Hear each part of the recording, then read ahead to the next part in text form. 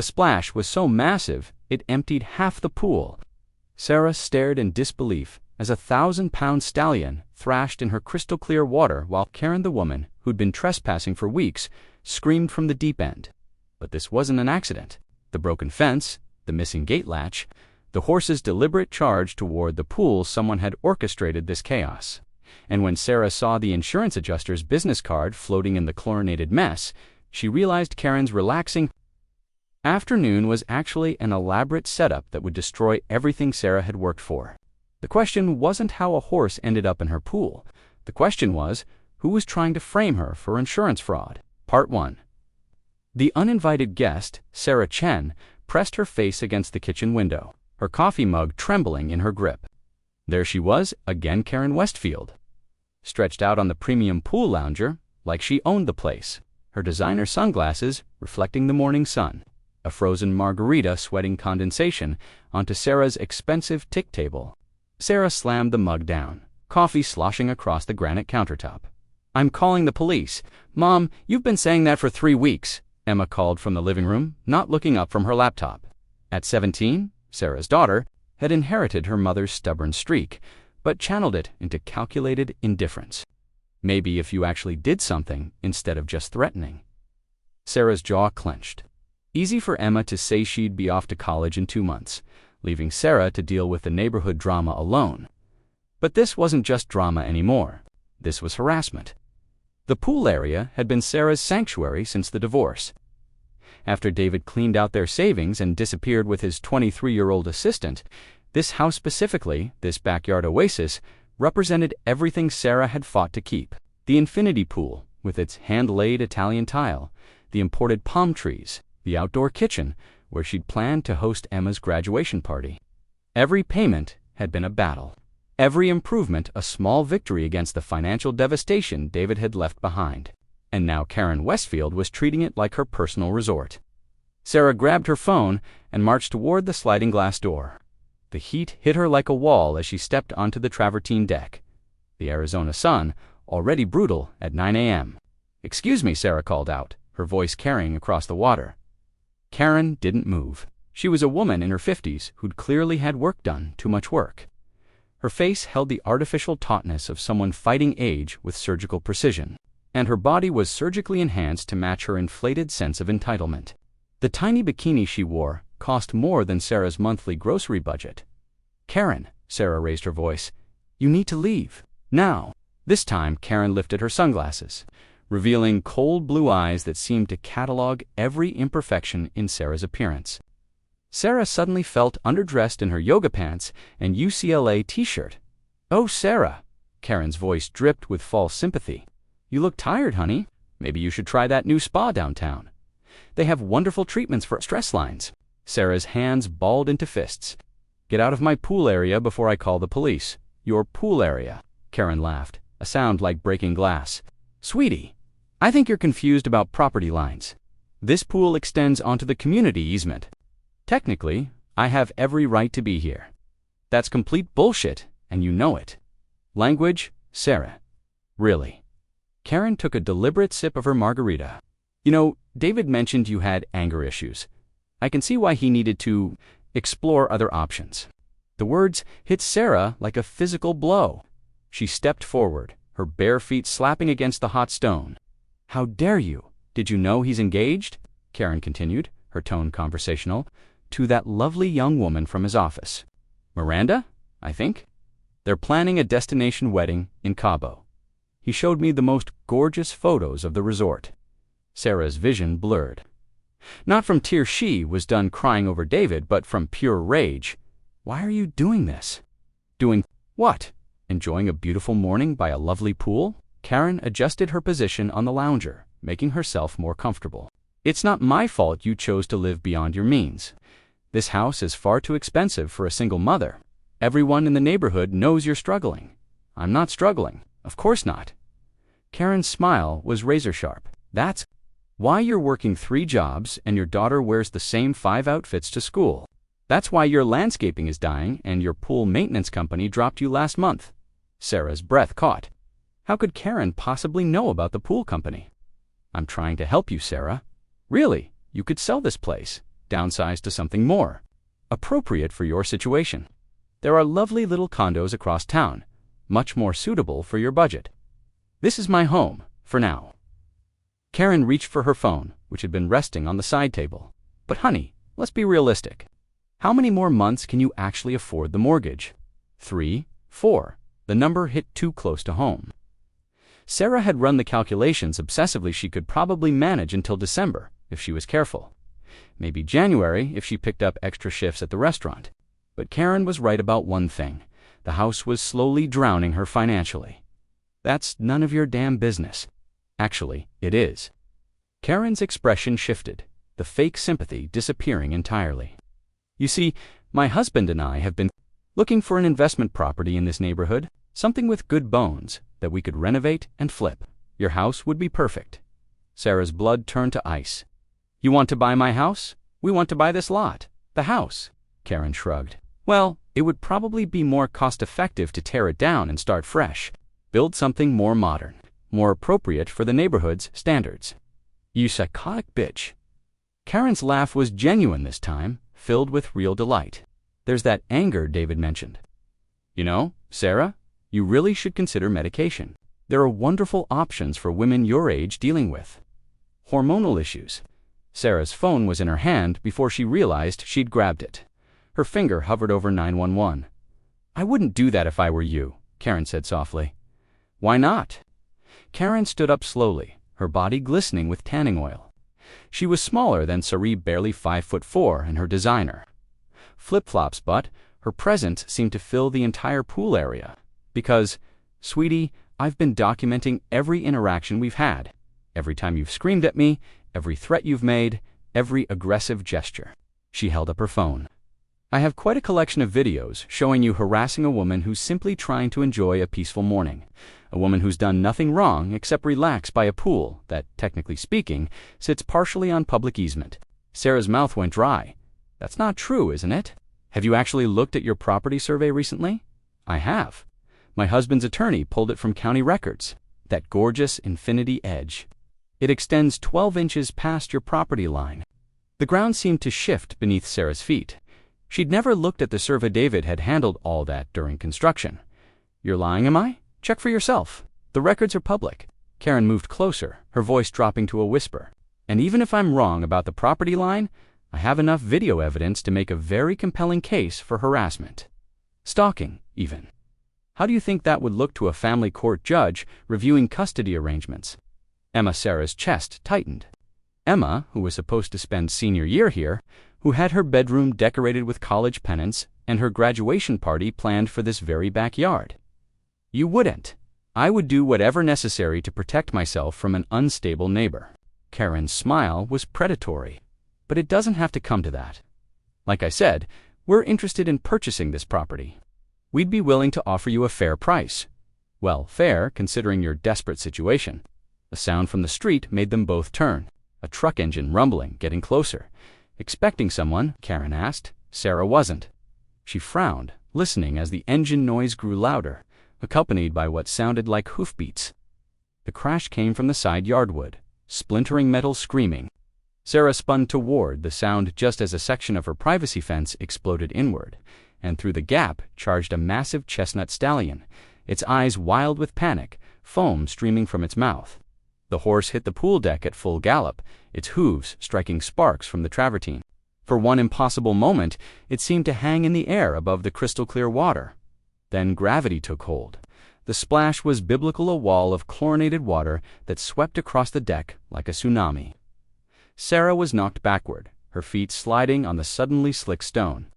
Karen's scream cut through the chaos as she was lifted off her feet and slammed into the pool's far wall. When the water settled, Sarah found herself soaked and gasping, staring at the most surreal sight of her life, a 1,000-pound horse thrashing in her infinity pool while Karen Westfield floundered in the deep end, her perfect hair plastered to her skull, her designer bikini hanging in tatters. But that wasn't the strangest part. The strangest part was the business card floating in the churning water, waterlogged but still readable.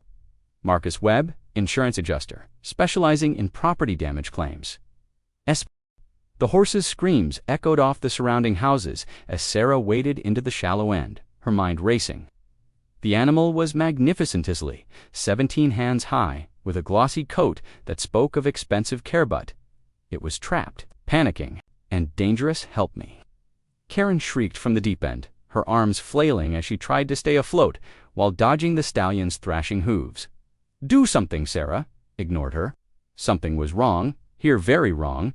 She pulled out her phone, water dripping from her soaked clothes, and dialed 911.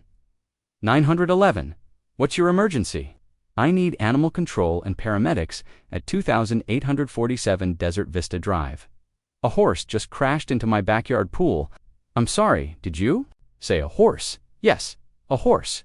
It's Sarah's words died as she noticed a broken section of fence. The wood wasn't splintered outward like it would be from impact. The boards had been cut, clean, deliberate cuts that had been camouflaged with mud and loose dirt. Ma'am, are you still there? Send the police too, Sarah said slowly. I think this was deliberate. Karen's screaming intensified. Sarah, the horse is going to drown. You have to help. Sarah looked at the business card still floating near the pool skimmer. Marcus Webb, insurance adjuster. She'd never heard that name before, but Karen clearly had his contact information ready to go. Stay calm, Sarah called to the horse, her voice gentle despite the chaos.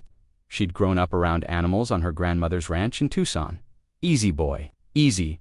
The stallion's eyes rolled white with terror, but something in Sarah's tone seemed to reach him. His thrashing slowed slightly. It's Karen, Sarah said, not taking her eyes off the animal. How did you know to call Marcus Webb? What? Karen was treading water, her perfect makeup streaking down her cheeks. I don't know what you're talking about. His business card is floating right next to you. Karen's eyes darted to the card, and for just a moment, her mask slipped. Sarah saw a calculation there, panic not about drowning, but about being caught. I must have dropped it earlier.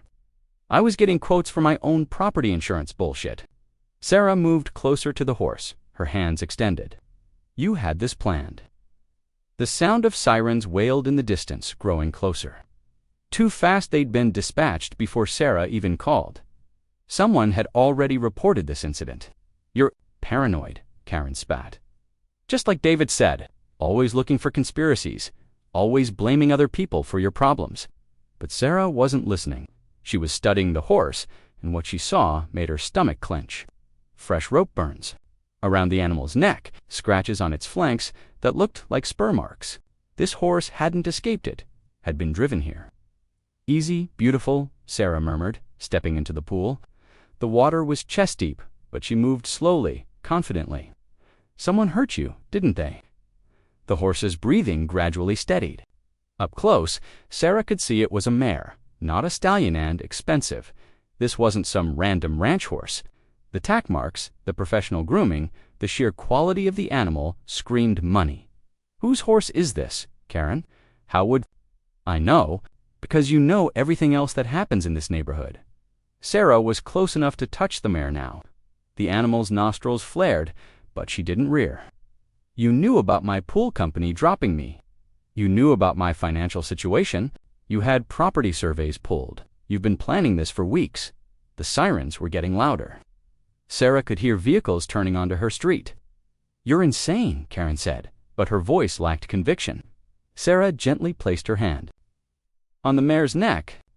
The animal was trembling, but no longer fighting. What's your name, girl? She whispered. That's when she saw it, a small brass plate attached to the halter, partially hidden by the wet mane. She lifted the hair carefully and read the engraving. Property of Westfield Equestrian Center. Sarah's blood went ice cold. This is your horse. Karen's face went white. That's impossible. Westfield Equestrian Center. Like Westfield, like your last name. Sarah's voice was deadly quiet. You drove your own horse into my pool. No, Karen's composure finally cracked completely. You don't understand. It wasn't supposed to happen. Like this, the first responders burst through Sarah's front gate. Police and animal control officers who looked like they'd never dealt with a horse and pool situation before. Over here, Sarah called, keeping one hand on the mare's neck.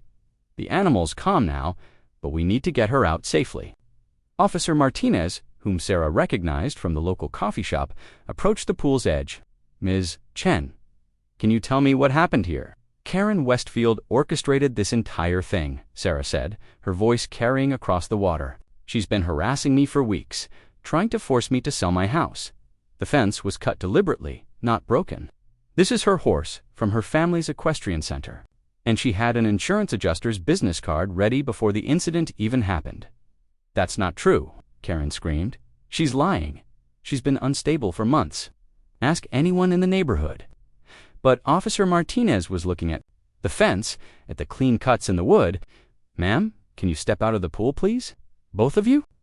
Sarah helped guide the mare toward the shallow end, while animal control officers prepared a makeshift ramp. The horse was exhausted, but cooperative now, sensing that the immediate danger had passed. As Karen climbed out of the pool, her designer bikini clinging to her surgically enhanced frame, Sarah noticed something else. Karen's waterproof phone was still recording. Officer Martinez, Sarah said, you might want to check her phone. I think she's been filming this whole thing. Karen clutched the device to her chest. That's private property, not if it's evidence. Of insurance fraud, Martinez replied. Ma'am, I'm going to need you to hand over that phone. I want my lawyer. That's your right, but the phone stays here as potential evidence. As the animal control team successfully led the mare out of the pool and onto the deck, Sarah's neighbor, Mrs. Rodriguez, appeared at the broken fence. She was in her 70s, a retired schoolteacher who missed nothing. Officer Martinez, Mrs. Rodriguez called out. I saw everything from my kitchen window. Karen went rigid. What did you see, Mrs. Rodriguez? Martinez asked. That woman, she pointed at Karen, was on her phone about 20 minutes before the horse showed up.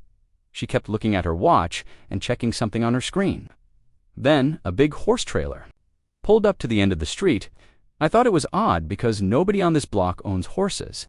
Sarah felt vindication surge through her chest. Did you see who was driving the trailer? A young man in a cowboy hat? Karen waved at him. Karen made a sound like a wounded animal. This is all circumstantial. You can't prove anything. But Martinez was already on his radio, calling for backup and requesting that someone locate the horse trailer Mrs. Rodriguez had described. As they waited, Sarah's phone buzzed. A text from an unknown number. Check your home security cameras. You'll want to see the footage from 6 a.m. this morning. A friend, Sarah, frowned. She didn't have security cameras. She couldn't afford them. But then she remembered Emma had installed some kind of app on her phone last month, something about using old phones as security cameras for her college applications, showing initiative or tech skills. She opened the app and nearly dropped her phone. There it was, in grainy but clear detail. Karen Westfield at 6:47 a.m. using bolt cutters on Sarah's fence. The timestamp was unmistakable. And so was Karen's face when she looked directly at the hidden camera Emma had mounted under the eaves.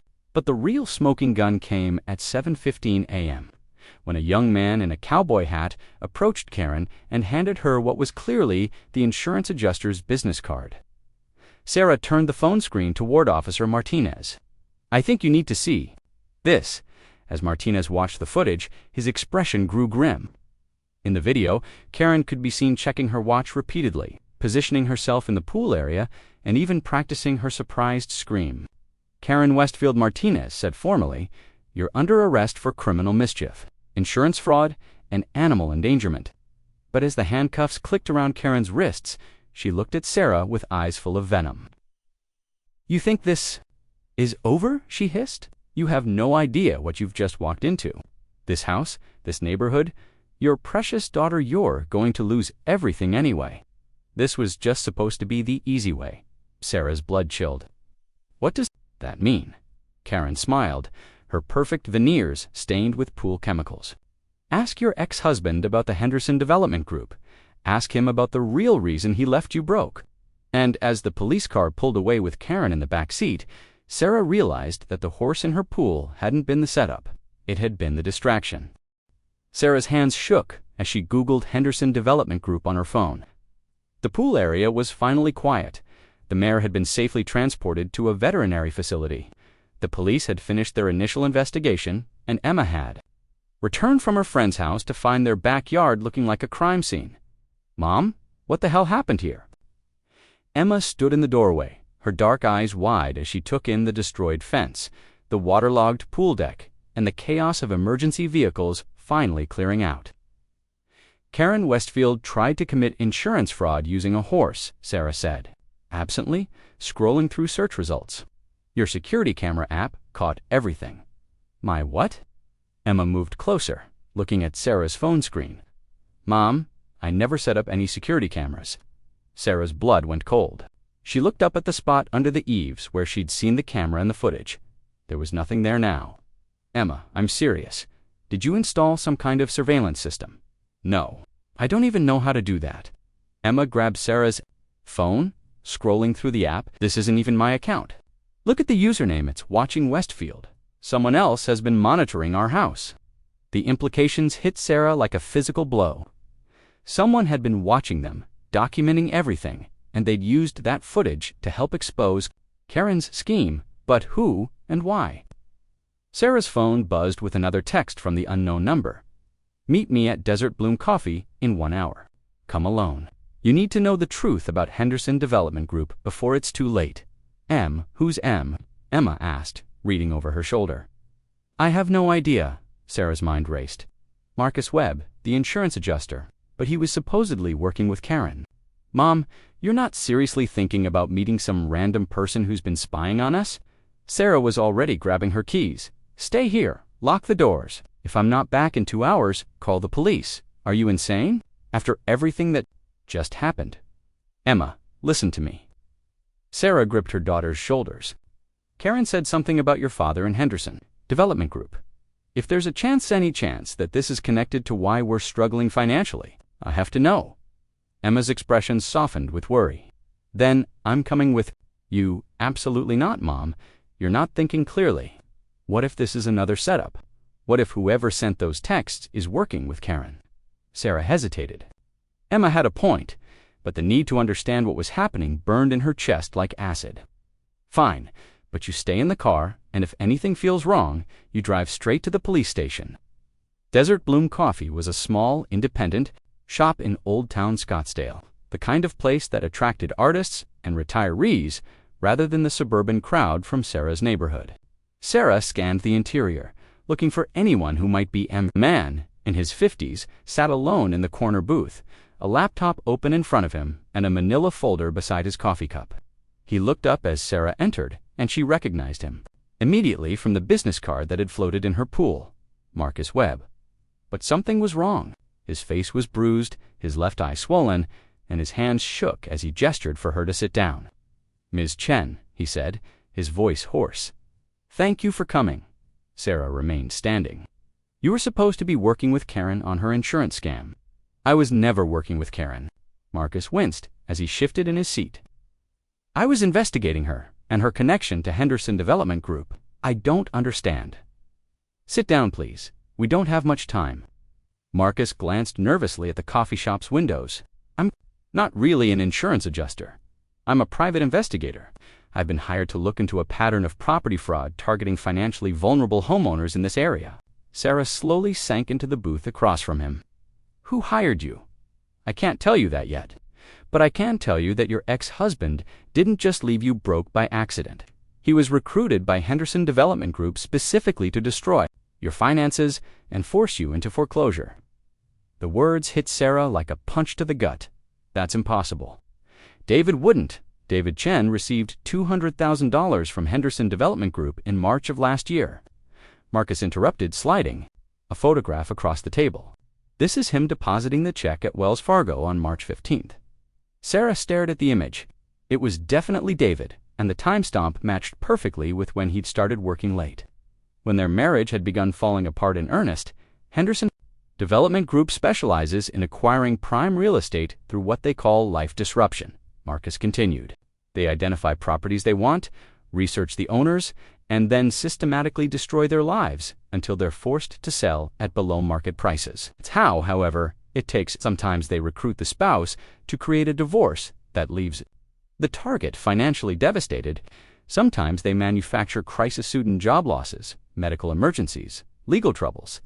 In your case, they used your husband's midlife crisis and combined it with Karen Westfield's obsession with your property.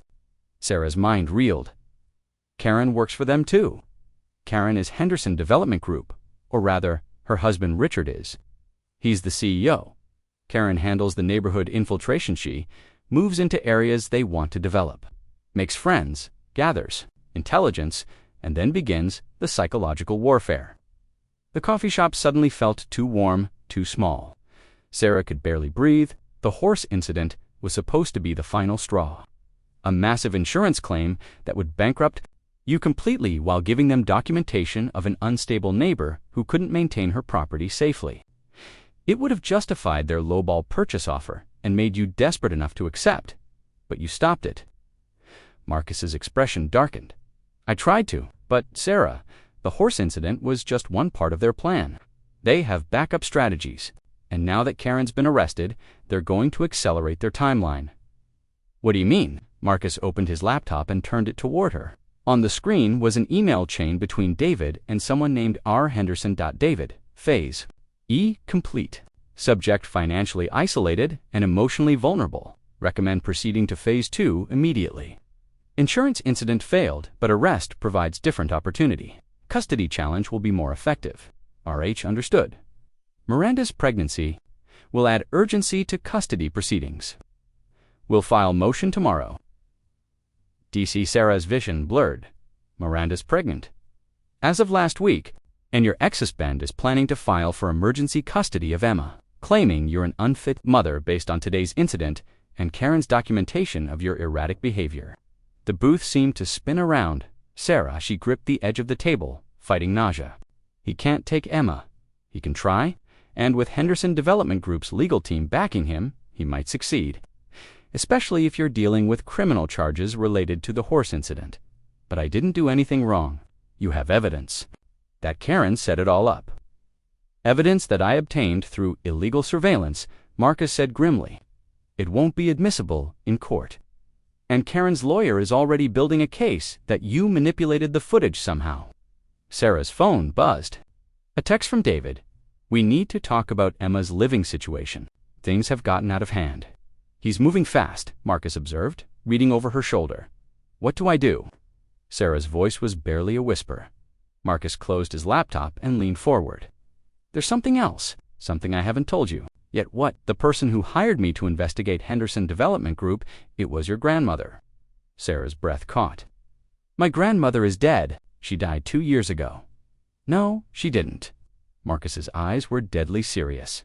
Rose Chen is very much alive, and she's been fighting Henderson Development Group for 3 years. They tried to steal her ranch in Tucson using the same tactics there. Using on you, the world tilted sideways.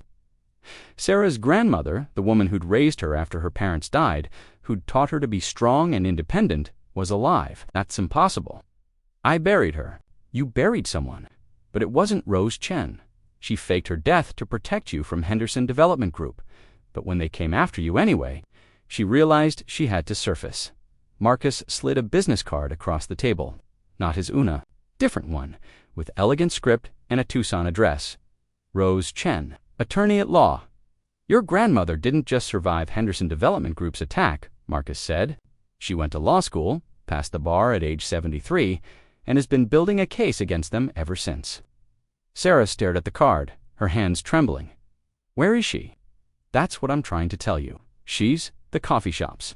Front window exploded inward in a shower of glass and twisted metal as a pickup truck crashed through the storefront. Sarah threw herself sideways as debris rained down around them. Through the smoke and chaos, she saw the driver's door open. A figure in a cowboy hat stepped out, the same young man Mrs. Rodriguez had seen with the horse trailer, and he was holding a gun. Marcus Webb, the man called out, his voice echoing in the destroyed coffee shop. Mr. Henderson wants to have a word with you. Marcus grabbed Sarah's arm, pulling her toward the back exit. Run, he whispered urgently. Get to your grandmother. The address is on the card. What about you? I'll be fine. Just go. As Sarah stumbled toward the rear of the shop, she heard Marcus calling out to the gunman. Tell Henderson he's too late. Row. Sarah's hands shook as she gripped the steering wheel, racing south on I-10 toward Tucson. Emma sat beside her in stunned silence, clutching the business card with their supposedly dead grandmother's name embossed in elegant script. Mom, this is insane, Emma finally whispered. Grandma Rose died of cancer. We watched her waste away in that hospital bed. We buried her. I know what we saw, Sarah said, her voice tight with barely controlled emotion. But Marcus Webb risked his life to tell us she's alive. And if Henderson Development Group is willing to crash a truck through a coffee shop to stop us from learning the truth. Her phone buzzed with another text from David. Sarah, I'm filing for emergency custody today. Emma deserves stability. Your recent behavior proves you're unfit. Sarah showed the message to Emma, whose face went white. He can't do that, can he? He's going to try. Sarah pressed harder on the accelerator. Emma, I need you to understand something. If your grandmother is really alive, if she faked her death to protect us from these people, then everything we thought we knew about our family is a lie. The address on Rose Chen's business card led them to a modest adobe building in Tucson's historic district. The sign outside read Chen and Associates, attorneys at law. Sarah parked across the street, her heart hammering against her ribs. What if it's a trap? Emma asked. Then we'll face it together. Sarah squeezed her daughter's hand. But Emma, if something happens to me, don't listen to me. If something goes wrong, you run. You find Officer Martinez back in Phoenix. You tell him everything Marcus Webb told us, and you never trust your father again. Promise me. Emma's eyes filled with tears. I promise. They crossed the street together, the desert heat shimmering off the pavement. The law office looked legitimate professional signage, clean windows, a small plaque by the door listing business hours. But Sarah's nerves were stretched to the breaking point. The door chimed as they entered a small reception area. A young man with kind eyes looked up from behind a desk. You must be Sarah, he said gently. She's been waiting for you. He led them down a short hallway, lined with legal certificates and diplomas. At the end was an office door marked R. Chen, senior partner. Sarah's breath caught in her throat as the door opened. There, rising from behind a mahogany desk, was Rose Chen, older than Sarah remembered, her black hair now silver white, her face lined with years of worry and determination, but unmistakably, impossibly alive. My beautiful girls, Rose whispered, tears streaming down her cheeks. Emma made a sound like a wounded animal and ran into her grandmother's arms. Sarah stood frozen, unable to process what she was seeing. Grandma, Sarah's voice cracked, how is this possible? Rose held Emma tightly, her eyes never leaving Sarah's face. Because sometimes the only way to protect the people you love is to let them think you're gone. But the cancer, the chemotherapy, you were dying. I was dying, Rose said simply, but not from cancer. I was dying from the stress of fighting Henderson Development Group alone. They were destroying my ranch, my livelihood, everything I'd built. And when I realized they were coming for you next, I knew I had to disappear completely. Sarah sank into a chair, her legs unable to support her anymore. The funeral. A woman named Margaret Flores. She had no family, died of the same cancer I was supposedly fighting. I arranged for her to be buried under my name while I underwent plastic surgery and started over. Rose's voice was steady, but Sarah could see the pain in her eyes. It was the hardest thing I've ever done, watching you grieve for me while I was powerless to comfort you. Why? The word came out as a sob. Why didn't you tell us? Because I needed to become someone they couldn't touch. Someone with the legal knowledge and resources to fight them properly. Rose moved around her desk, kneeling in front of Sarah's chair. I spent 3 years in law school under an assumed name, passed the bar exam, and built a practice specializing in property fraud cases. I've been gathering evidence against Henderson Development Group this entire time. Emma wiped her eyes with the back of her hand. That's why you became a lawyer. To fight the people who hurt us. To fight the people who were going to destroy our family, Rose corrected. Sarah, they didn't just target you randomly. Your house sits on top of what's going to be the largest commercial development in Arizona's history. Henderson Development Group has been quietly acquiring properties in that area for 5 years. Rose moved to a wall covered with maps, photographs, and legal documents connected by red string, like something from a conspiracy thriller. This is their master plan, she said, pointing to an aerial photograph of Sarah's neighborhood. Want to build a massive mixed-use, complex shopping, dining, luxury condos, office space? Your property is the keystone. Without it, the entire project falls apart. Sarah studied the map. Every house in her neighborhood was marked with either a green dot or a red X. Her house was marked with a red X. Green means they've already acquired the property, Rose explained. Red X means they're still working on it. Your house is one of only 3 properties they still need. What happened to the other homeowners? The Patels on Desert Ridge Drive lost their house to foreclosure after Mr. Patel's sudden job loss, which Henderson Development Group orchestrated by planting evidence of embezzlement at his company. The Johnsons on Cactus Bloom Court divorced after Mrs. Johnson had an affair with a man Henderson Development Group specifically introduced to her at her gym. Sarah felt sick. They destroy people's lives for real estate. For money, Sarah, this development project is worth over $2 billion. What's a few ruined families compared to that? Emma was studying the wall of evidence. Grandma, is this legal? Can they really do this? What they're doing is highly illegal, but they have unlimited resources, political connections, and they're very good at covering their tracks. Rose's expression hardened. Until now, she opened a thick file folder on her desk. I have documented evidence of 17 different property fraud schemes Henderson Development Group has perpetrated over the past 5 years. Bank records, email communications, recorded phone calls, testimony from victims. Enough to put Richard Henderson and his entire organization in prison for decades. Then why haven't you taken it to the authorities? Because I needed the smoking gun, something that would prove the pattern beyond any reasonable doubt. Rose smiled grimly. Karen Westfield's arrest yesterday gave me exactly what I needed. She pulled out a thick stack of documents. When Karen was arrested, she panicked and called her husband for legal representation. What she didn't know is that I've had Richard Henderson's phones tapped for 6 months with proper court authorization. Of course, Rose pressed play on a digital recorder. Richard Henderson's voice filled the room. Karen, you stupid bitch, you've ruined everything. The Chen property was supposed to be clean. Now we have police reports, insurance investigations, media attention. Do you have any idea how much this could cost us? Richard, I can fix this. I can make Sarah Chen look like the unstable one. Shut up. Just shut up. I'm activating the nuclear option. David Chen is filing for custody today, and we're accelerating. The timeline on all remaining properties, I don't care how many lives we have to destroy. This project moves forward. Sarah's blood turned to ice. Nuclear option. Rose's expression was grim. I'm still working on that. But Sarah, there's something else you need to know. David isn't just working with Henderson Development Group anymore. As of this morning, he's a full partner.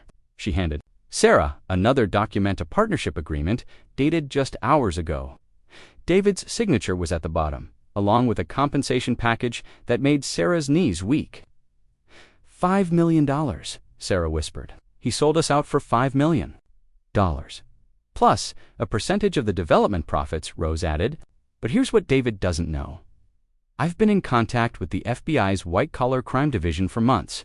They're building a RICO case against Henderson Development Group. Emma looked up from the evidence wall. RICO, racketeering, Rose explained. It's how they took down the mob. Henderson Development Group operates like a criminal organization, and now I can prove it. Sarah's phone buzzed with an incoming call. David's name appeared on the screen. Answer it, Rose said, moving to another device on her desk, but put it on speaker. I'm recording everything now. Sarah accepted the call with trembling fingers. Hello, David. Sarah, we need to talk.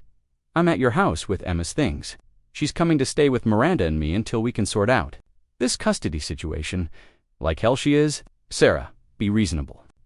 After yesterday's incident with the horse, the neighborhood association is talking about having you declared a public nuisance. Emma needs stability. You mean she needs to be away from the house you're trying to steal? There was a long pause. I don't know what you're talking about. Henderson Development Group. David, your new business partners. The $5 million they're paying you to destroy your own family. Another pause, longer this time. When David spoke again, his voice was cold and calculating. You don't understand what you're dealing with, Sarah. These people don't just take your house. They take everything. Your reputation, your freedom, your daughter. Back off, or you'll lose more than just your property. Is that a threat? Rose moved with surprising speed for a woman in her 70s, pulling open a hidden panel behind her desk to reveal an arsenal of surveillance equipment and communication devices. Sarah, Emma, get away from the windows, she ordered, her voice sharp with authority. This office has been a safe house for 3 years. I've been preparing for this moment. Grandma, what are you doing? Emma pressed herself against the far wall, her face white with terror. Buying us time, Rose's fingers flew over a keyboard, activating what looked like a comprehensive security system. I've been documenting Henderson Development Group's activities. Through a network of private investigators, former law enforcement, and victims like us, they're not the only ones who can play dirty. Sarah peered through a crack in the blinds. More vehicles were arriving, not just black SUVs, but police. Cars. Her heart leaped until she realized the officers weren't there to help. Those cops are on Henderson's payroll, Rose said grimly, following Sarah's gaze. Richard Henderson owns half the politicians in Arizona and most of the local law enforcement, but he doesn't own the FBI. She grabbed a secure phone from her desk drawer and speed-dialed a number. Agent Morrison. It's Rose Chen. Yes. Now, the law office. How long until her face fell? 40 minutes? We don't have 40 minutes. As if summoned by her words, a voice boomed through a bullhorn outside. Rose Chen, you have 3 minutes to come out alone, or we start. With the girl, Emma whimpered. Sarah instinctively moved in front of her daughter, her mind racing. 3 years of planning, all the evidence Rose had gathered. David's recorded threats, none of it mattered if they didn't survive the next few minutes. There's another way out, Rose said suddenly. But Sarah, you're not going to like it. I don't care, just tell me. Rose moved to another panel, revealing a tunnel entrance. This connects to the basement of the building next door. From there, you can reach the parking garage 2 blocks away. But what? Someone has to stay here. Someone has to make them think we're still inside, buying you time to escape. Rose's eyes met Sarah's. I'm 76 years old. Sarah, I've already died once. Let me make it count. Absolutely not. Sarah grabbed her grandmother's arm. We all go together, or nobody goes. 2 minutes, the voice outside shouted. Rose pulled away from Sarah's grip. Listen to me. David's nuclear option isn't just about the custody battle. I intercepted communications this morning. Henderson Development Group is planning to frame you for Marcus Webb's murder. Sarah's blood went cold. Marcus is dead. He will be, unless we can get this evidence to the FBI in time. They're going to stage it to look like you killed him to stop him from exposing your insurance fraud scheme. With Karen already arrested and your recent erratic behavior, you'll be the perfect scapegoat. Emma grabbed Sarah's hand. Mom, we have to run. Now. But Sarah was staring at the evidence wall, at the photographs of destroyed families, at the map showing Henderson Development Group's systematic destruction of her neighborhood. Running would save their lives, but it wouldn't stop the monster. Grandma, Sarah said slowly, how long do you need to upload all this evidence to the FBI? About 10 minutes. But, Sarah, then that's how long I'll buy you. Sarah moved toward the office door. Emma, you go with Grandma. Get to the FBI. Make sure this bastard pays for what he's done. Mom, no! Emma lunged forward, but Rose caught her arm. Sarah, you can't go out there. They'll kill you. Maybe, but if I don't, they'll kill all of us anyway. Sarah looked at her daughter, memorizing her face. Emma, you're the strongest person I know. You're going to change the world someday. Don't let these people stop you. 1 minute, the bullhorn crackled again. Sarah opened the office door, then turned back to Rose. Upload everything, every document, every recording, every piece of evidence, and make sure the world knows what David Chen really is. She stepped into the hallway before either of them could stop her. The front door of the law office felt like it weighed 1,000 pounds. Sarah's hands shook as she reached for the handle, knowing that opening it might be the last thing she ever did. The desert heat hit her like a wall as she stepped outside, her hands raised above her head. 6 black SUVs surrounded the building, along with 4 police cars and what looked like a SWAT team that definitely wasn't official law enforcement. Richard Henderson stood behind the nearest vehicle, a man in his 60s with silver hair and the kind of expensive suit that cost more than Sarah's monthly mortgage payment. Even in the blazing Arizona sun, he looked completely composed. Ms. Chen, he called out, his voice cultured and calm. Thank you for being reasonable. Where's Marcus Webb? Mr. Webb is safe, for now. though I'm afraid his continued well-being depends entirely on your cooperation. Sarah forced herself to walk forward, every step feeling like she was moving through quicksand. What do you want? I want you to sign a document transferring ownership of your property to Henderson Development Group. In exchange, I'll make sure Marcus Webb remains among the living and your daughter can continue her normal life, and if I refuse, Henderson's smile was arctic. Then Marcus Webb dies in what will appear to be a drug deal gone wrong. Your daughter disappears into the foster care system after you're arrested for his murder, and your property goes into foreclosure, anyway, which I'll purchase at auction for a fraction of its value. Sarah was close enough now to see the coldness in Henderson's eyes. This was a man who had destroyed dozens of families without losing a moment's sleep. You've thought of everything, she said. I have. Business is business, Miss Chen. Nothing personal. Actually, Sarah said, reaching into her pocket, it is personal. Henderson tensed, probably expecting a weapon. Instead, Sarah pulled out her phone.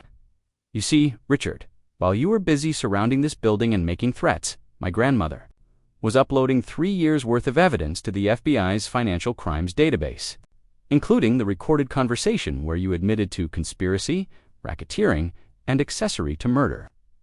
Henderson's composure cracked for the first time. That's impossible. We have jamming equipment. You have jamming equipment for cell towers, Sarah interrupted. You don't have jamming equipment for hardwired military-grade communication systems. My grandmother is a very thorough woman. The sound of helicopters filled the aerial FBI helicopters, not Henderson's private security. Sarah could see the federal agents rappelling down ropes, surrounding Henderson's men with overwhelming force. You're bluffing, Henderson snarled. Am I?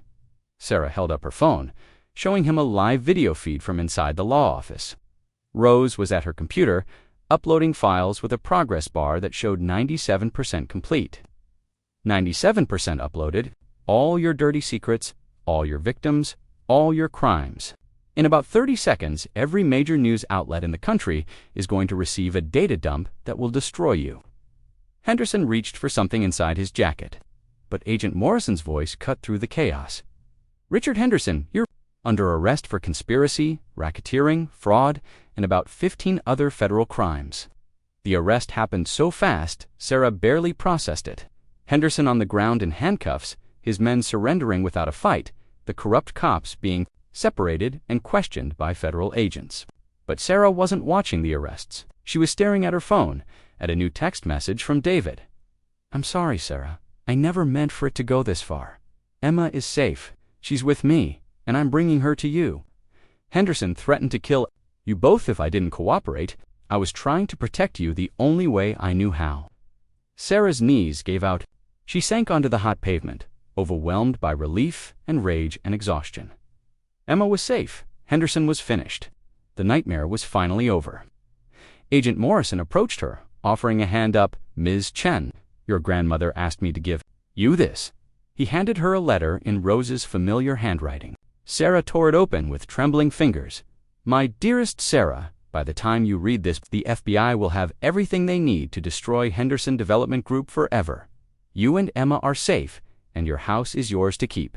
But more importantly, you've learned what I learned 3 years ago, that sometimes the only way to fight monsters is to become stronger than they are. You walked out of that building knowing you might die, but you did it anyway because it was right. That's the woman I raised. That's the woman who will raise Emma to be even stronger. I'm sorry I had to let you think I was dead. I'm sorry I couldn't protect you from David's betrayal. But I'm not sorry that this happened, because it showed you exactly who you are. You're a Chen woman. We don't give up, we don't back down, and we sure as hell don't let bullies win.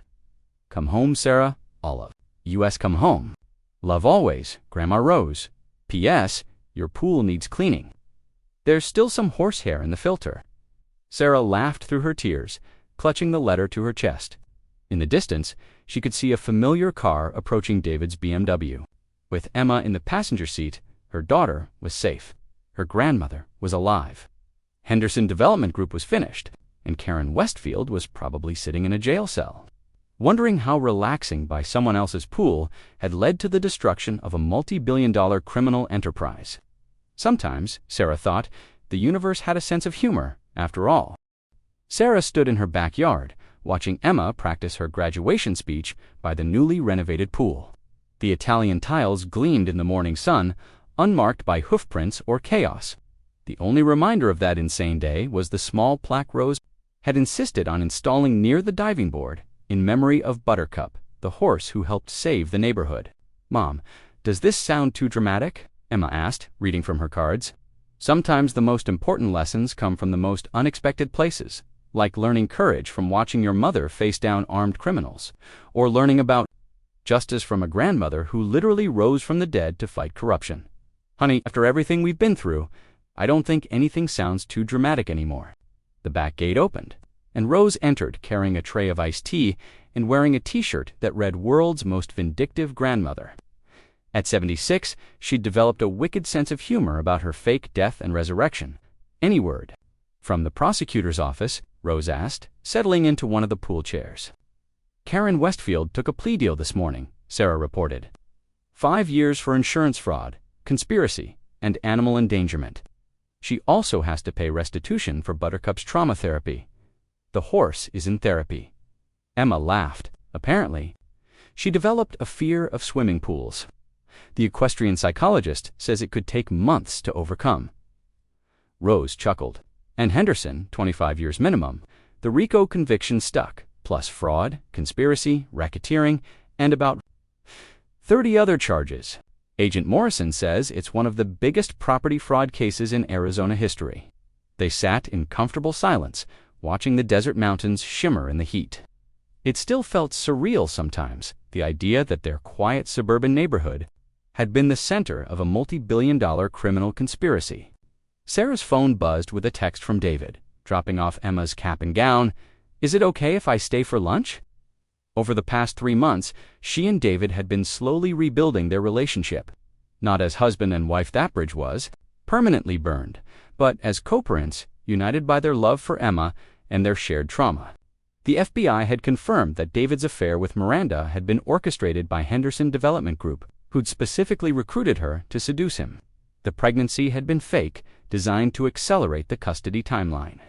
David had lost everything: his job, his savings, his reputation, but he'd also found something: the ability to look at himself honestly for the first time in years. He was in therapy now, working to understand how he'd allowed himself to become part of something so destructive.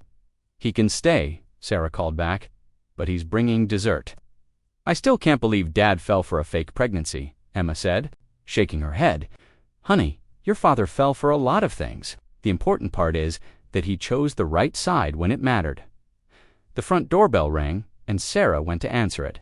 But instead of David, she found Marcus Webb standing on her porch, his arm still in a sling from his encounter with Henderson's enforcer. "Marcus, how are you feeling?" "Better every day. The physical therapy is helping." He held up a thick manila envelope. "I wanted to bring you this personally." Inside was a check from the Arizona Victims' Compensation Fund for $500,000 to pay off the mortgage and still have money left over for Emma's college education. "This is too much," Sarah protested. "Actually, it's not nearly enough, but it's a start." Marcus's expression grew serious. "Sarah, there's something else. We found 17 other neighborhoods where Henderson Development Group was running similar operations. Your courage in exposing them saved hundreds of families from losing their homes." Sarah felt tears prick her eyes. "What about the families they already destroyed?" "That's the best part. Rose's evidence was so comprehensive that the courts are reversing fraudulent foreclosures and sales going back 5 years. The Patels got their house back last week. The Johnsons are working things out. Apparently, their marriage is stronger than they thought once they learned the affair was manufactured. And the other victims, being compensated from Henderson Development Group's seized assets. Turns out when you steal billions of dollars, there's a lot of money to go around when you get caught." David's BMW pulled into the driveway, and Sarah watched her ex-husband get out slowly, carefully. He moved like a man who'd been broken and was still figuring out how to put the pieces back together. "Marcus, stay for lunch," Sarah offered. "I think you and David need to meet properly. I'd like that." An hour later, they were all gathered around the outdoor dining tables: Sarah, Emma, Rose, David, and Marcus. The conversation was surprisingly easy, bound together by their shared experience of surviving Henderson Development Group's machinations. "I keep thinking about Karen," Emma said, spearing a piece of grilled chicken. "Like what drives someone to become that evil?" "I don't think she started out evil," Rose mused. "I think she started out entitled and bored, and Richard Henderson gave her a purpose. Some people find meaning in helping others. Karen found meaning in destroying them." "Do you think she actually served the full 5 years?" David asked. Marcus nodded. "Federal prison, no parole. Plus, the civil suits from Henderson's other victims will probably bankrupt her. The Westfield Equestrian Center is already in foreclosure." "What about Buttercup?" Sarah asked. "The horse." "Funny you should ask." Marcus grinned. "She's actually doing much better. The new owners of the Equestrian Center, a nonprofit that provides therapy horses for disabled children. She's incredibly gentle and intuitive.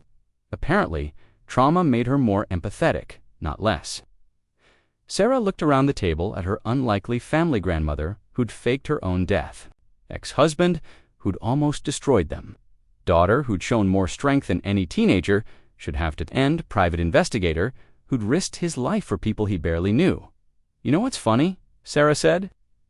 "If Karen had just asked nicely to use the pool, I probably would have said yes." "No, you wouldn't have," Emma laughed.